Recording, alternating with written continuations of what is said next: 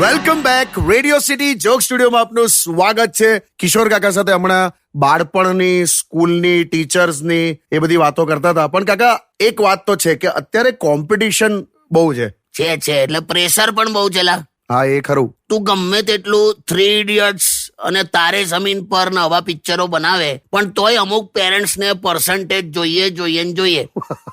એટલે આમાં પેરેન્ટ્સ નો વાંક છે એવું નથી, પણ કેવું છે, જો દરેક પેરેન્ટ્સ છે ને પોતાના બાળકને પ્રેમ કરતા જ હોય, પણ તારીફ છે ને તારીફ આજુબાજુ વાળા છોકરાઓની કરે એમ.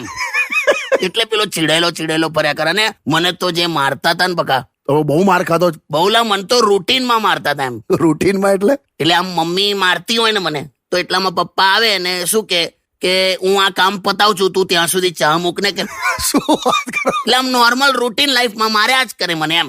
તમે તોફાનો બહુ કરતા હશો. એ તો બધું ખરું, પણ મારો પપ્પાનો સ્વભાવ એટલે તને કહું ને, આમ મધમાખી જેવો કન્સેપ્ટ. મધમાખીનો કન્સેપ્ટ એટલે જે તમારા મોઢે લાગે ને એનું મોઢું સુજાડ દેવાનું એમ. શું વાત કરો? બહુ આકરા પાણી એ મારા પપ્પા તો.